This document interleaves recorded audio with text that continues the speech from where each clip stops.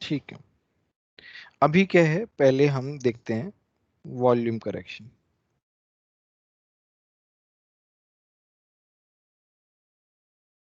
Volume correction जो है वो कैसे रहता है कि यहाँ पे मेरे पास मॉलिक्यूल है, ठीक है, ये, अच्छा, ये दोनों मॉलिक्यूल जो हैं जब आपस में मतलब एक दूसरे से मतलब पास आ रहे होंगे तो क्या होगा कि जब ये इसके पास आ रहा होगा, मुझे एक बात बताओ, वॉल्यूम का डेफिनेशन क्या है? वॉल्यूम ऑफ आइडियल गैस, उसका डेफिनेशन क्या है, ये रियल गैस का?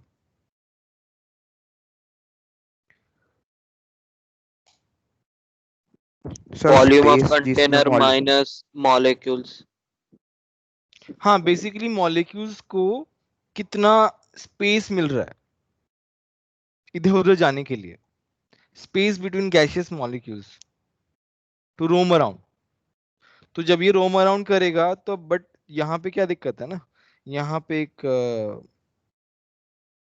कि इस ये जो तुम्हारा ये बनाया हुआ है, एरिया जो बनाया है मैंने, वॉल्यूम जो बनाया है, इसके अंदर जो है वो नहीं आ सकता, क्योंकि रिपल्शन होना स्टार्ट हो जाएगा। ये यहां तक आ सकता है बट इसके अंदर नहीं आ सकता।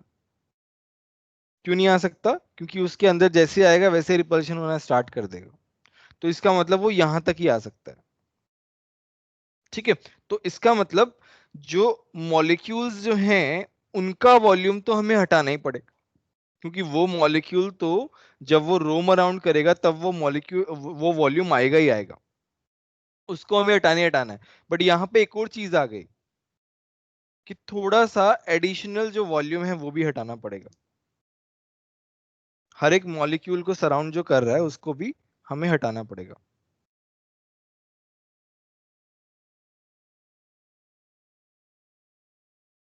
तो अभी हम उसका कैलकुलेशन कैसे करते हैं, एक मैथमेटिक्स का कॉन्सेप्ट है क्लोजेस्ट अप्रोच का, वहां से करते हैं। उसमें क्या है, हमने इन दोनों को मान लिया कि ये आपस में टच कर गए, ठीक है। अब हमने जो है एक वो बनाया, इन दोनों की रेडियस से मिलके एक स्फेयर बनाया, थोड़ा सा अजीब सा बन गया है, फनी सा। तो इसका जो वॉल्यूम होगा, वॉल्यूम ऑफ स्फेयर, ये जो वॉल्यूम आएगा that is equal to excluded volume, excluded volume of two molecules. See, this part, this part is excluded volume. Excluded volume में क्या क्या आ रहा है, एक्सक्लूडेड वॉल्यूम पे मेरा मॉलिक्यूल का वॉल्यूम आ रहा है और जो एक्स्ट्रा वाला पार्ट है वो भी आ रहा है, दोनों एक साथ आ रहे हैं। तो मैथमेटिक्स लगा के उन दोनों मॉलिक्यूल को पास लाके उनके बेसिकली किसी एक का डायमीटर लेके जो स्फेयर बन रहा है उसका जो वॉल्यूम आएगा that is equal to excluded volume of two molecules. अब देखो एक्सक्लूडेड वॉल्यूम कैसे निकालते हैं, excluded volume of two molecules कितना आएगा, 4/3 पाई, आर कितना है, एक कार मान लिया, तो ये हो जाएगा 2r का क्यूब, तो ये हो जाएगा 8 × 4/3 पाई r क्यूब।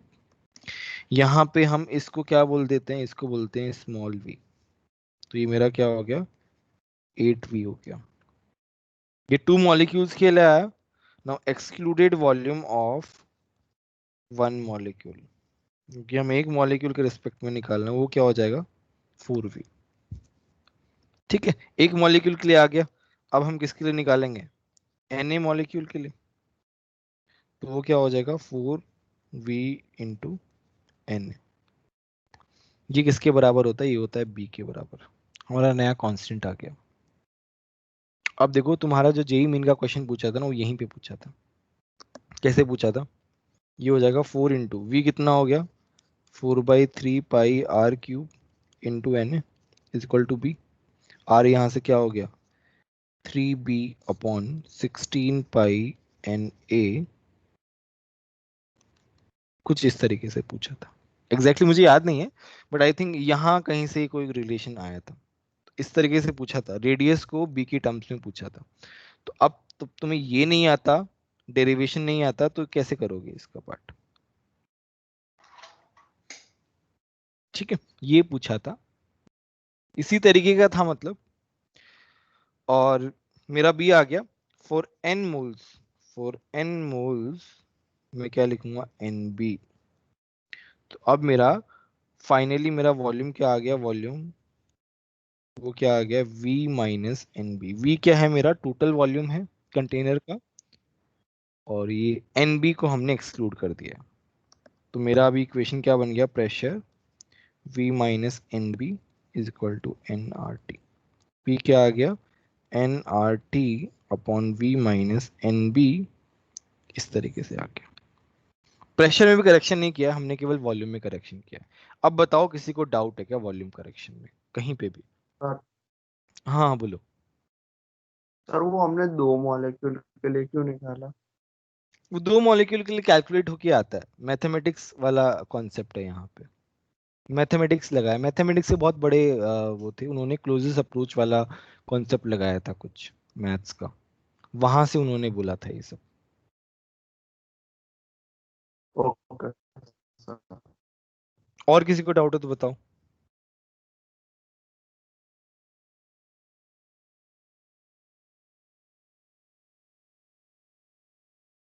अच्छा, अभी प्रेशर का करेक्शन देखते हैं फटाफट। ये हो गया वॉल्यूम का करेक्शन। नेक्स्ट है प्रेशर करेक्शन। तो प्रेशर करेक्शन कैसे है, ये मॉलिक्यूल जो है, ये मॉलिक्यूल वॉल को हिट करता है तब हम बताते हैं प्रेशर। ठीक है, ये क्या बोलते हैं कि मॉलिक्यूल जब वॉल को हिट करता है, वहां से जो फोर्स पर यूनिट एरिया आता है, that is called pressure.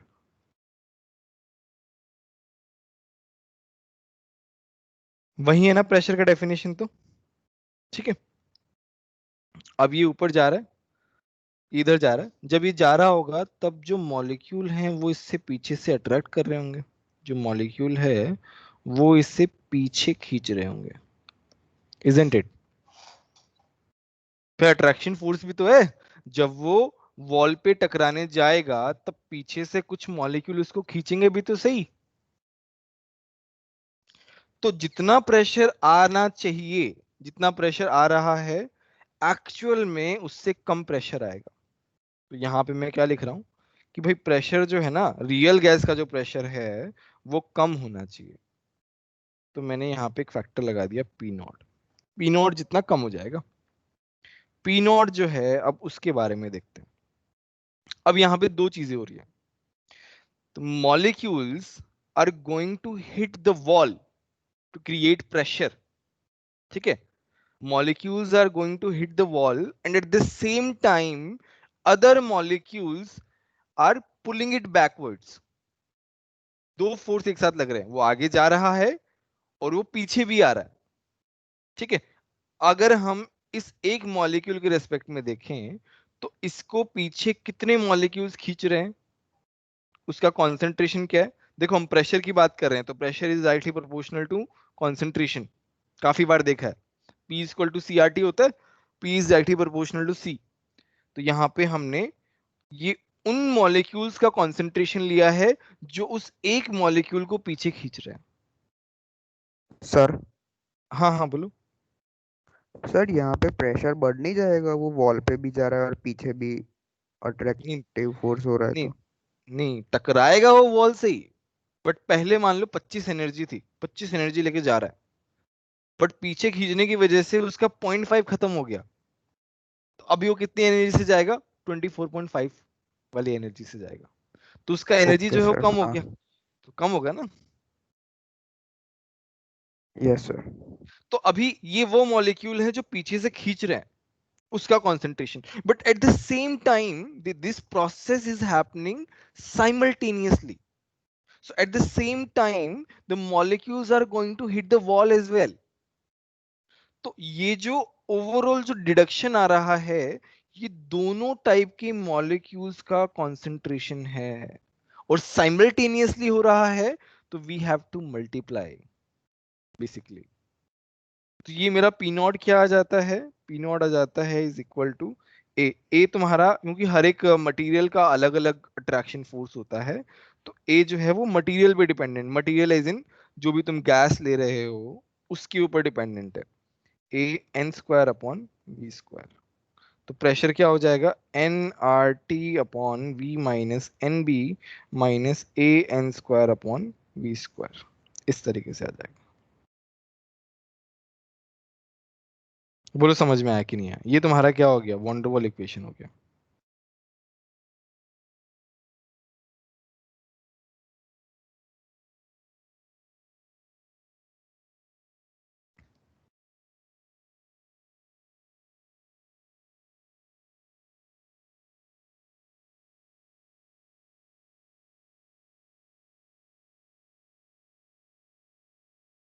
Real equation of state बताना है, बोलो फटाफट बोलो।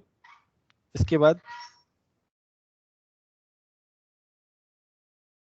तो वो नहीं, उससे बॉइल्स टेम्परेचर कैसे निकालते हैं? मतलब there are different forms of ये PV is equals to NRT का, सो हर एक का अलग अलग बॉइल्स टेम्परेचर होता है उस टाइप से। ठीक, जैसे हम इसका इक्वेशन लिखते हैं, पहले इक्वेशन लिख देते हैं। इसका इक्वेशन कैसे आता है, z equal to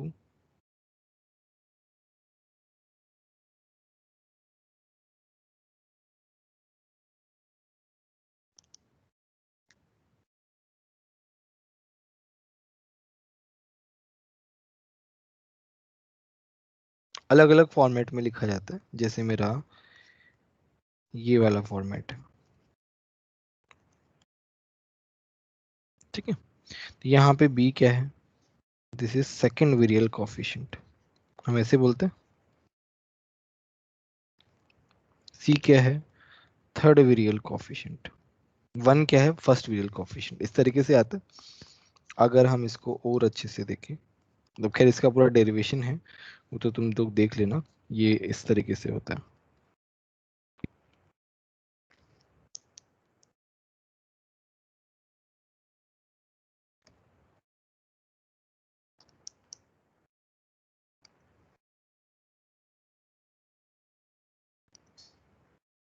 a upon R T, ठीक है, प्लस बी बाई वी का square plus B by V का क्यूब, ठीक है। ये तुम्हारा वेरियल इक्वेशन ऑफ स्टेट आता है।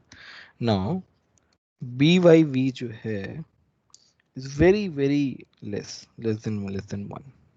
These terms can be neglected, इनको क्या है हम नेग्लेक्ट कर सकते हैं। तो z मेरा क्या आएगा, 1 plus 1 by V B minus A upon R T.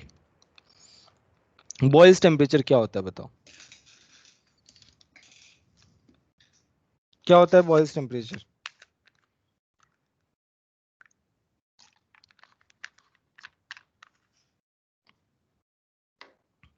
z equal to 1 over appreciable pressure of range. तो यहां से मेरा z इक्वल टू 1 हम कैसे पुट करेंगे, जब ये वाला वैल्यू क्या हो, 0 हो जाए, मतलब b equal to A upon R T हो जाए। तो यहाँ से बॉयल्स टेम्परेचर आता है ए अपॉन आर बी। बोलो समझ में आया कि नहीं आया? ये आया मेरा विरियल इक्वेशन से बॉयल्स टेम्परेचर कैसे आया, समझ में आया? तो सेकेंड वेरियल कोएफिशिएंट कैसे लिखा? हाँ तो उसका तो डेरिवेशन है ना पूरा, इसका डेरिवेशन में से लिखा होगा ना तुमने क्लास में। ओके सर, हाँ सर लिखा है। हाँ लिखा होगा क्लास में, तो वो आ जाएगा वहां से, कोई दिक्कत नहीं है उसमें।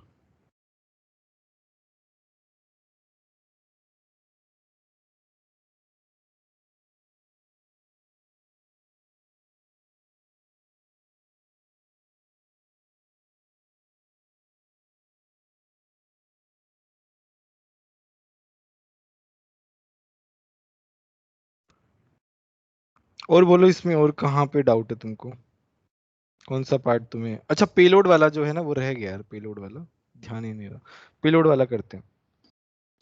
पहले बताओ इसमें आइडियल गैस रियल गैस में और कोई डाउट है क्या, फिर हम पेलोड पे जंप करते हैं।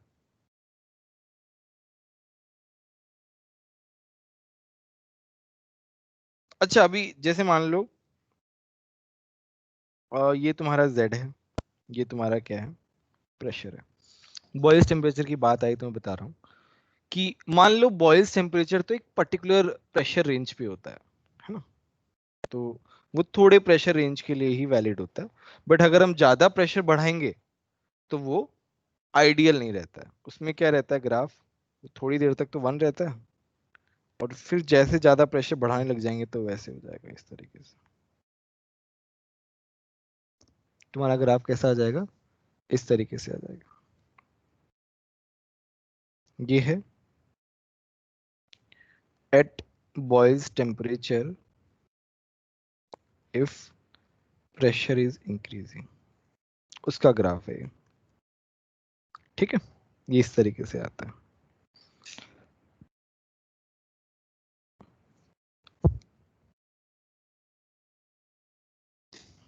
चलो हम इसमें आगे बढ़ते हैं और पेलोड वाले सम्स करते कैसे करते हैं। जैसे यहाँ पे मेरा क्या है, यहाँ पे मेरा बलून है, यहाँ पे मेरा पेलोड है। पेलोड क्या होता है, इसका मास होता है जो हम बलून से ऊपर पहुंचाना चाहते हैं, ऊपर ले जाना चाहते हैं बेसिकली। इसके अंदर जो है ना वो गैस भरी होती है, जैसे जनरली हीलियम गैस भरी होती है, ठीक है। तो अभी क्या है ना, अभी ये बलून ऊपर की तरफ जा रहा है, ठीक है। तो हम इस बलून का वेट जो है वो बेसिकली बॉयंसी फोर्स की हम इक्वल करते हैं।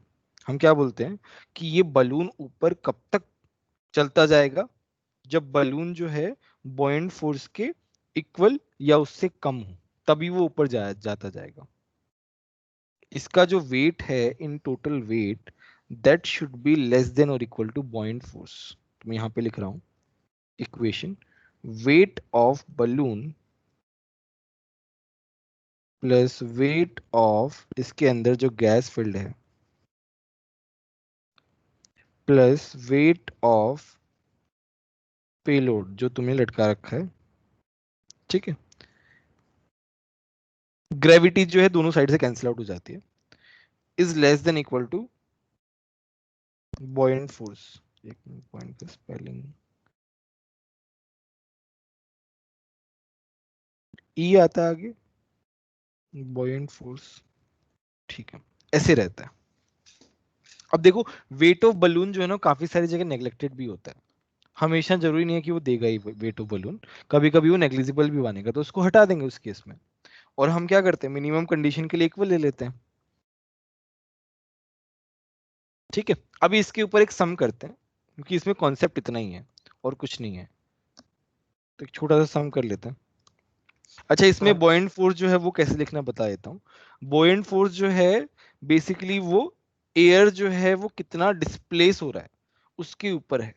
बॉयंट फोर्स किसके ऊपर है कि तुम्हारा एयर जो है वो कितना डिस्प्लेस हो रहा है। तो बॉयंट फोर्स को हम लिखते हैं डेंसिटी ऑफ एयर, मास ही लिखना है बेसिकली सबका क्योंकि जी तो कैंसिल आउट हो जाएगा, into volume of balloon. Density of air volume of balloon, अच्छा वॉल्यूम ऑफ बलून क्यों लिया है, क्योंकि जितना वॉल्यूम होगा बलून का उतना ही तो वो एयर डिस्प्लेस करेगा, जितना एयर डिस्प्लेस होगा उसी के बेसिस पे तो बॉयंट फोर्स आएगा। पहले बताओ ये वाला थ्योरी वाला पार्ट समझ में आया कि नहीं आया। Yes sir. हाँ हाँ बोलो। सर ये जो ऊपर वाला ग्राफ है एक बार वापस बता सकते हो? वो वाला ग्राफ कौन सा, ये वाला? यस देखो सर। टीबी पे क्या है, टीबी पे थोड़े प्रेशर रेंज पे, थोड़े से प्रेशर रेंज पे Z1 रहता है, Z1 रहा। अब प्रेशर बढ़ाओगे तो देखा तुमने ग्राफ यहाँ पे क्या होता है, ज्यादा प्रेशर पे ग्राफ कैसा होता है, ऊपर की तरफ जाता है, ऊपर की तरफ, क्योंकि वहां पे क्या होता है रिपल्शन फोर्स लगने लग जाते हैं ज्यादा प्रेशर पे, तो ऊपर की तरफ ही तो जाएगा वो, नीचे की तरफ थोड़ी आएगा, ऊपर की तरफ चला गया। देखो ठीक है। Yes sir. अब हम बात करते हैं इसके। पहले बताओ इसमें पेलोड समझ में आया कि नहीं, किसी को डाउट हो तो बताओ फटाफट। ठीक है, अब एक मैं सम देता हूँ, सब लोग करना है ना, सब लोग का आंसर चैट बॉक्स में लिखना।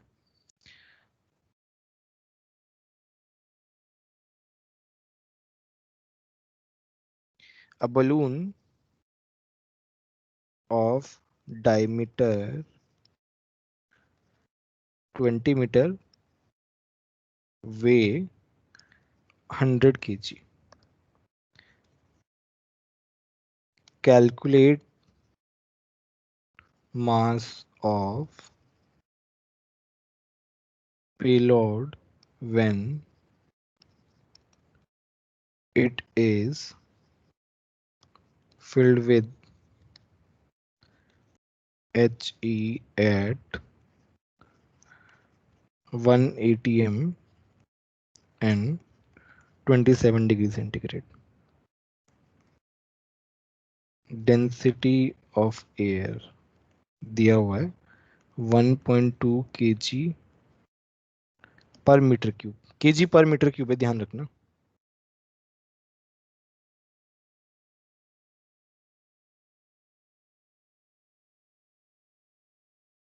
फटाफट करो, ये मैं ऊपर वाला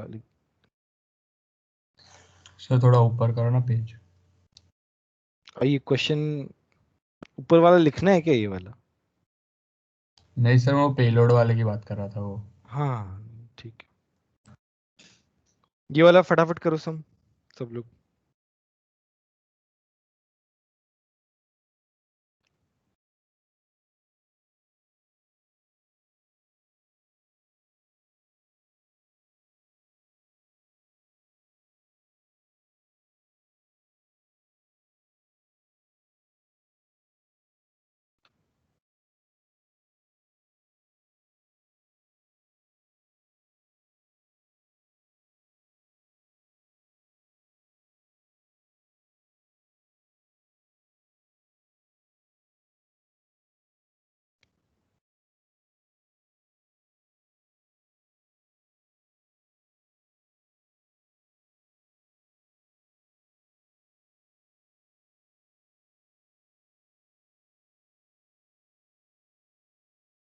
हो गया सर।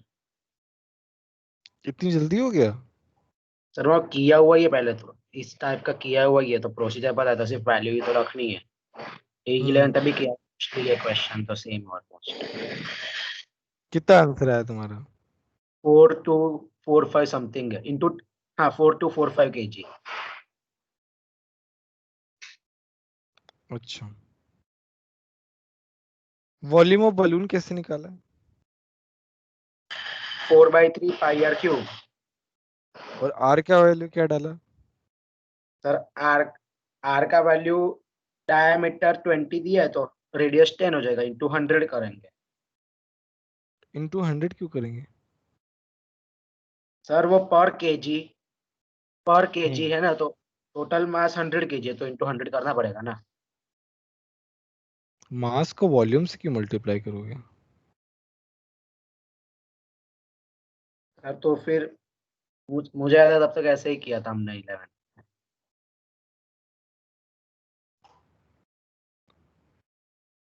ठीक है,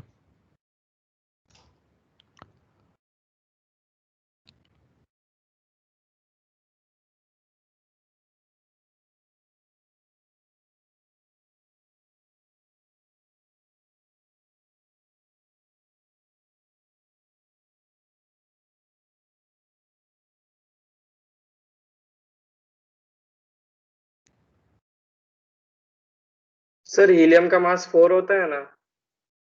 4 थोड़ी लेंगे, हीलियम का मास निकालना पड़ेगा यार, बाकी कंडीशन क्यों दी हुई है? ऐसा नहीं, एटॉमिक मास, एटॉमिक मास। हाँ एटॉमिक मास 4 होता है, बट एटॉमिक मास, अच्छा एटॉमिक मास का कनेक्शन तो हो जाएगा। ठीक है। हाँ, मोल्स निकाले ना। हम्म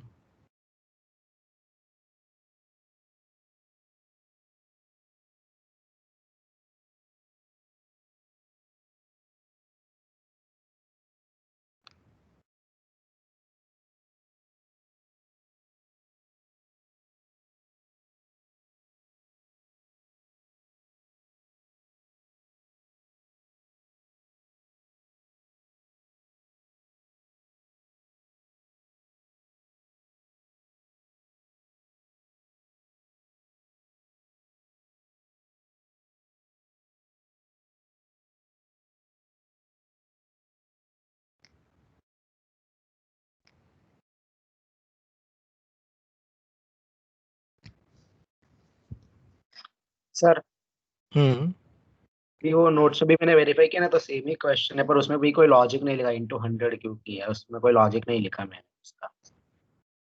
कोई नहीं, देख लेते हैं अपन, सब लोगों का आंसर आ जाने दो एक बार फटाफट।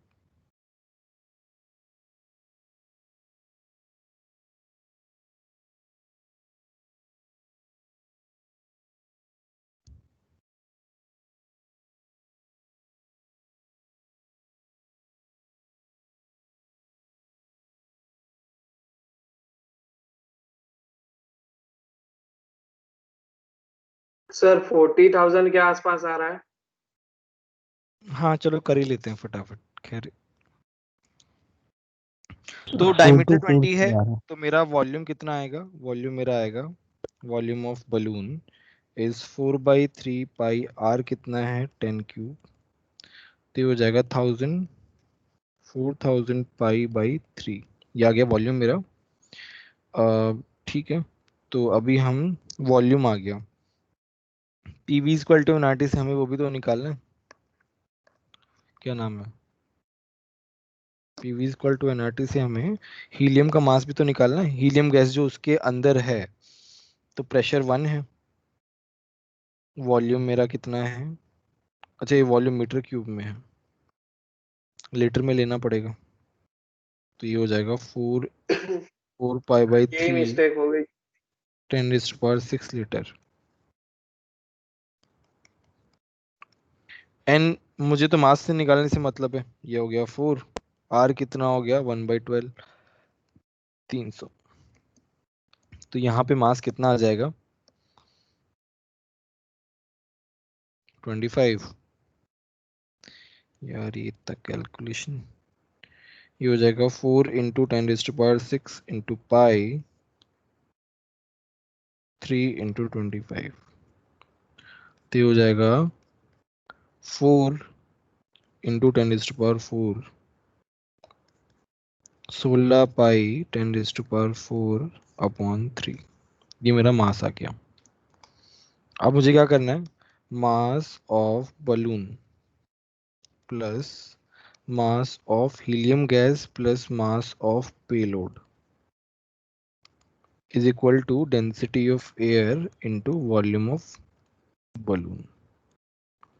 बस मास ऑफ बलून कितना है 100 kg है, यहाँ पे मेरा मास ग्राम में आया ना, किलोग्राम में बदल देंगे इसको, तो मास ऑफ बलून कितना दिया हुआ है 100 kg, मास ऑफ हीलियम कितना आया है 16 पाई, इसको हम अगर उसमें किलोग्राम में कन्वर्ट कर दें तो ये आ जाएगा इतना किलोग्राम में। सर ये वेट वेट नहीं लिखना होता, मतलब इंटू जी नहीं करता? जी कैंसिल आउट हो जाता है दोनों तरफ, देखो यहाँ पे भी तो मास ही है, मास के आगे जी आएगा ना, जी कैंसिल आउट हो जाएगा। Okay sir. Equal to rho of air कितना है 1.2 है, वॉल्यूम ऑफ बलून कितना है 4 पाई/3 इंटू 10 क्यूब, मीटर क्यूब में है ना, बस इसको कैलकुलेट कर लेंगे, मास ऑफ पेलोड आ जाएगा, केजी में आएगा जो भी आएगा। बोलो किसी को डाउट है क्या?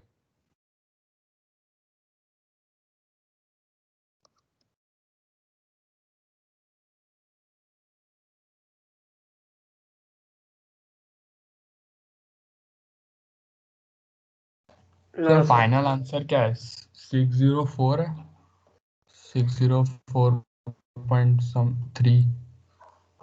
ये थोड़ा सा निकालना पड़ेगा, 4800 1600 पाई 1600 pi minus 160 pi divide by 3 minus 100, तो ये कितना हो गया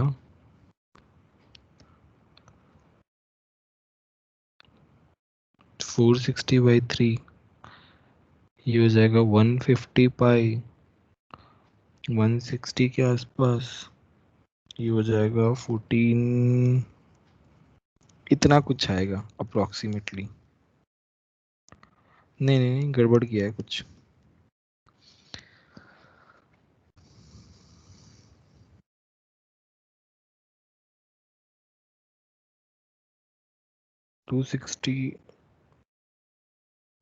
कुछ 48 5300 मतलब ऐसे 4700 kg, ये अप्रोक्सीमेट आंसर, मैंने बहुत अप्रोक्स किया है ना, बट इसके आसपास यहाँ आएगा, 4 इतना कुछ आएगा मेरे पास आंसर। to 46 exact. हाँ मतलब एग्जैक्ट तो हमने निकाला ही नहीं है, मैंने तो बस ऐसे अंदाजे से निकाला है। 4700 kg कुछ इस तरीके से आएगा, मतलब से 4500 के आसपास समझ लो। बाकी तो कैलकुलेशन तुम कर लोगे ना, ये मैंने तो बस बहुत ज्यादा अप्रोक्स करके किया। चलो एक एक एक सम देता हूं मैं मर्क्यूरी का।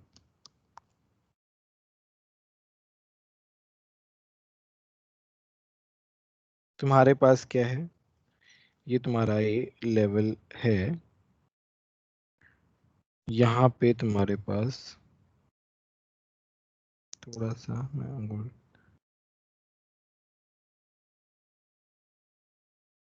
ये कॉलम है, इस कॉलम में यहाँ पे ए पॉइंट है, ठीक है। यहाँ पे काफी सारी चीजें फिल्ड है, मतलब यहाँ तक पहले हीलियम भरा हुआ है, ठीक है। उसके बाद में थोड़ी दूर तक मर्क्यूरी भरा हुआ है,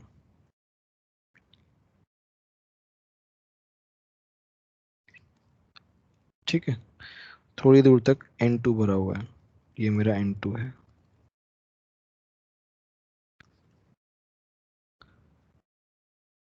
फिर ऊपर जो है ना,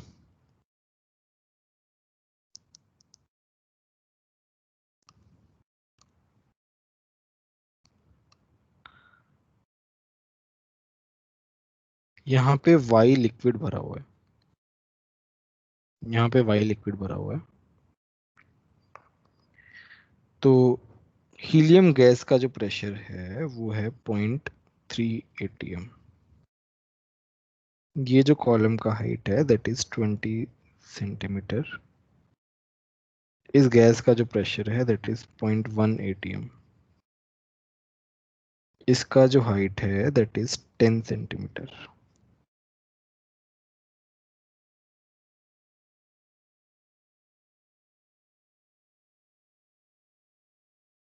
इसमें क्वेश्चन पूछा है find density of Y liquid to get PA is equal to 70 centimetre of Hg।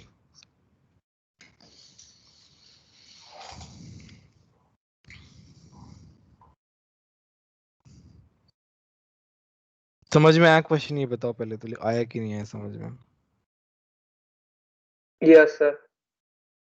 करो ये वाला क्वेश्चन करो। सर एक कन्वर्जन बता दो ना एटीएम और एचजी में। ये वो होता है ना 1 atm इज इक्वल टू 76 होगा। mm ऑफ Hg, और इसमें मत करना 76 सेंटीमीटर में करना। Yes sir.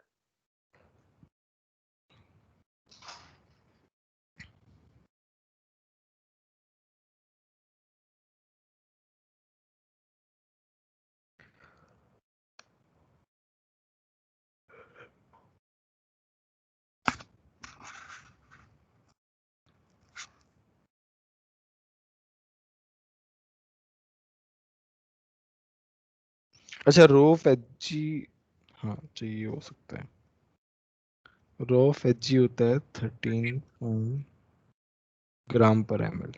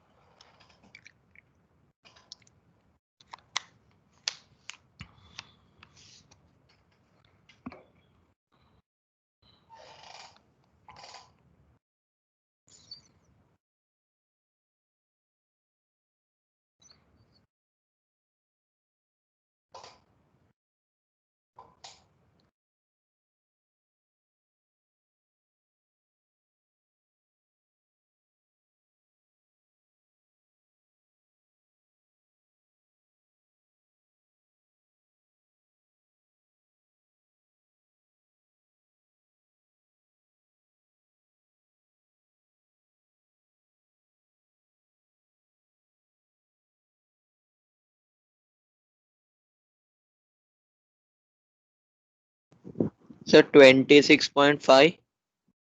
अच्छा मुझे आंसर नहीं पता है, मैं अभी सॉल्व करता हूँ, एक दो लोग और कर ले सर उसके बाद। 0.5 नहीं, उसके उससे थोड़ा ज्यादा, मतलब कै- 0.7 जितना, कैसे 26.7। कैसे किया तुमने? ये जो N2 और HE का तो प्रेशर दिया हुआ है, और HG 20 सेंटीमीटर, तो हम्म, टोटल प्रेशर हमें 70 सेंटीमीटर चाहिए। तो वो फॉर्मूला होता है ना, P1 D1 is equal to P2 D2, उससे। Very good very good. Rho one H1 होता है ना, रो वन इक्वल टू हाँ रो हाँ, टू सो भाई ρ1 H1 is equal to ρ2 H2। इसमें क्या है ना, देखो चलो अपन कर ही लेते हैं।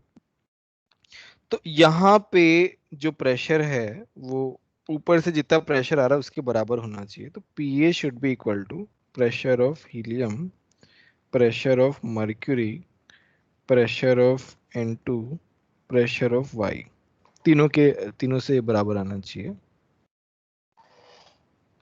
ठीक है। अब क्या है, हम हाइट ऑफ मर्क्यूरी कॉलम जो है ना उसके रेस्पेक्ट में सब चीजें पुट कर रहे हैं। फॉर एग्जांपल ये भी मर्क्यूरी के रेस्पेक्ट में है। हीलियम का प्रेशर 0.3 है, उसको मैंने 76 से मल्टीप्लाई कर दिया to convert into height of mercury column, mercury column के रेस्पेक्ट में। मर्क्यूरी का तो दिया हुआ है 20, डायरेक्टली ऐड कर दिया। N2 का 0.1 दिया हुआ है, इसका मैंने मान लिया कि इसका जो हाइट है दैट इज H। देखो ये वाला हाइट इज डिफरेंट, ये वाला हाइट तो इसी कॉलम का है, बट हम मर्क्यूरी के रेस्पेक्ट में हम लोग देख रहे हैं इसका हाइट। ठीक है। तो यहां से हाइट कितना आ गया मर्क्यूरी के रेस्पेक्ट में, कितना आया परम?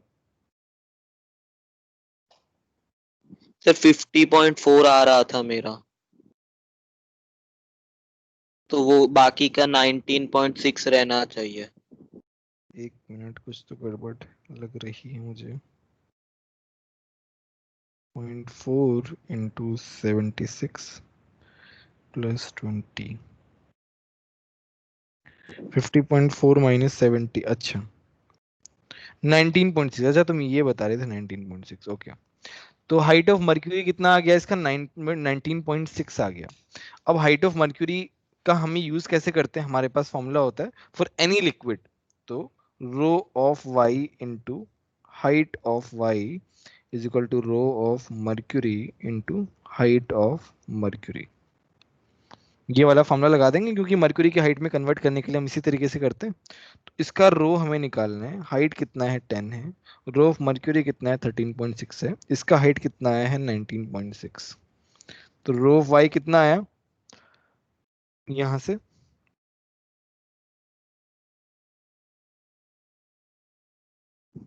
सर 26.65।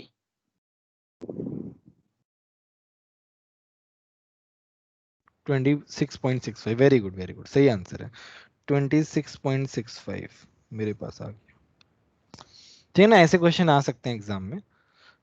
समझ में आया कि नहीं आया बताओ बाकी लोगों को। तो हाँ हाँ बोलो